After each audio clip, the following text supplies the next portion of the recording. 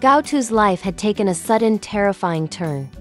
After getting into the car with Heng, his childhood friend and confidant, he slipped into a deep, unresponsive coma. The moments that followed were a blur of panic and desperate urgency. Heng didn't hesitate. He drove straight to the nearest hospital, adrenaline pumping, heart racing with worry. 2 hours later, an ambulance screamed through the streets of Yi City, heading straight for the provincial capital's most authoritative pheromone specialist hospital. Every second counted.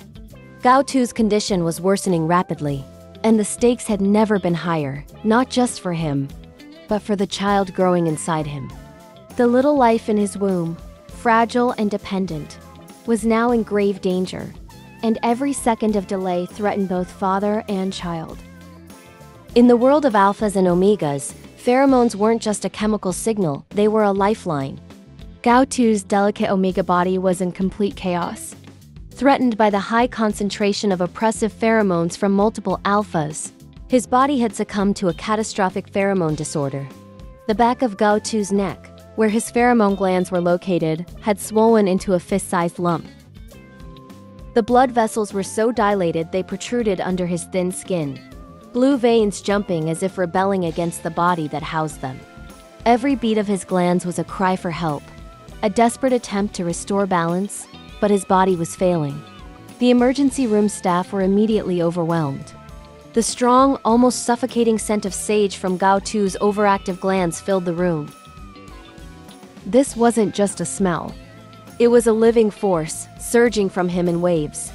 To those present, it felt like a sunset burning bright and fleeting, the last heroic glimmer before the night fully descended. Even the betas, who were supposed to be unaffected by omega pheromones, felt restless, uneasy, almost on edge. The 2 omega doctors present couldn't help the tears in their eyes as they performed emergency procedures. It's rare to see this," one whispered. The glands are overloaded, producing pheromones far beyond normal, yet the blood concentration is dangerously low. And he's pregnant. The child, the baby inside him, is in serious danger. Yishi, the county-level city where this crisis began, was economically developed, but medical facilities were limited. The local doctors quickly realized that they couldn't control the situation. The director of the pheromone department acted fast, opening a green channel and contacting top experts in the provincial capital. The ambulance sped through the night, carrying Gao Tu, who had already suffered multiple cardiac arrests. On board, the scent of sage gradually weakened, but the danger was far from over. Gao Tu lay motionless on the emergency bed, ventilator supporting every shallow breath. His face was pale, cold sweat forming on his forehead, and the beating of his glands visibly weakening with each passing moment. The life of his unborn child hung in the balance with every heartbeat. The patient's blood pressure is dropping. Abnormal heartbeat. Take immediate action. At the provincial capital hospital, everything had been prepared for his arrival. Experts in the pheromone department and obstetrics gathered for an emergency consultation. For 4 grueling hours, doctors fought to stabilize him. Machines beeped incessantly, alarms sounded, and yet finally, a miracle. Gao Tu's vital signs began to stabilize, but he was not yet out of danger. His body had endured almost unimaginable stress, and the balance of his pheromones remained fragile. And yet, the baby inside him, tiny and resilient, clung to life, absorbing every nutrient in a desperate bid for survival. Even when Gao Tu's heart had stopped multiple times, the unborn child's determination shone through, a testament to life itself. When the medical staff finally pushed Gao Tu out of the emergency room, Heng, who had waited anxiously in the corridor for hours, could no longer hold back his tears. The sight before him was heartbreaking. The little rabbit he cared for so deeply was pale, weak, and fragile. To control the overflow of pheromones, the doctors had performed a delicate procedure. An incision was made in Gao Tu's pheromone gland, and an artificial barrier was implanted to prevent further overproduction. His neck was locked tightly with an off-white fixator, keeping him immobilized to protect the delicate surgical site. The trauma and pain were evident in every shiver, every bead of sweat on his face.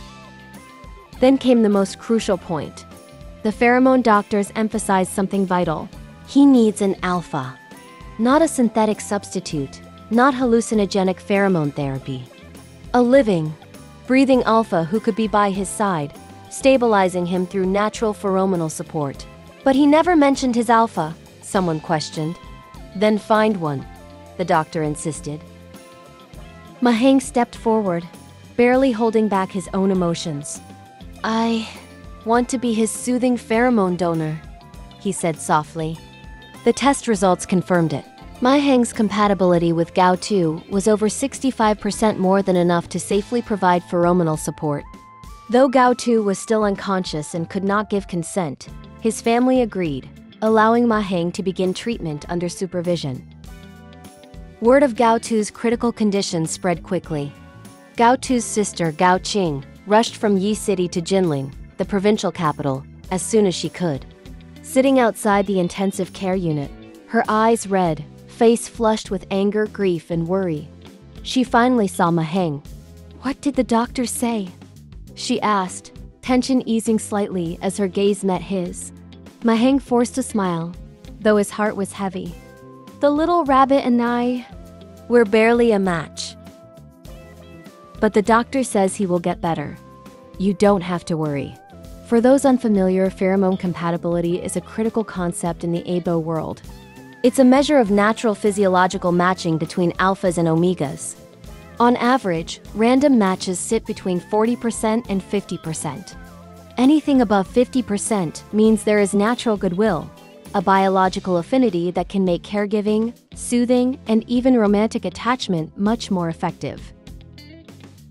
Highly loving, devoted couples often surpass 75% compatibility, though some romantics argue that true love transcends cold biochemical measurements. History even bears warnings. 30 years ago, a high-ranking alpha attempted to forcibly increase compatibility with an omega he desired using genetic modifications and pheromone injections. It was a stark reminder that love, while measurable, is never simple.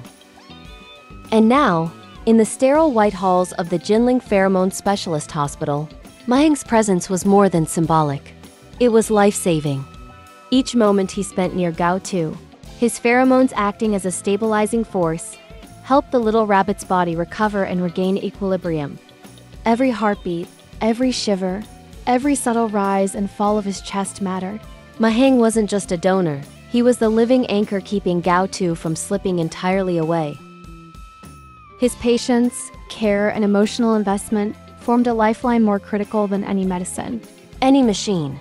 Gao Tu remained unconscious, his small body vulnerable, his pheromone glands still delicate from the recent procedure. Even with artificial support, the risk of overload remained. Yet there was hope. The baby inside, growing quietly, surviving the chaos, mirrored the fragile determination of his father's heart. Outside the ICU, Heng and Gao Qing waited, knowing that recovery would be long, painful, and uncertain. But for now, they clung to the most precious thing, the hope that life, even in its most delicate form, could endure. This story isn't just about danger, medicine, or science. It's about the bonds that define us: friendship, love, and the unspoken connections that can literally save a life. If this story moved you, don't forget to like this video and let me know your thoughts in the comments below. Make sure to subscribe and turn on the notification bell so you won't miss the next emotional chapter of our ABO Desire stories.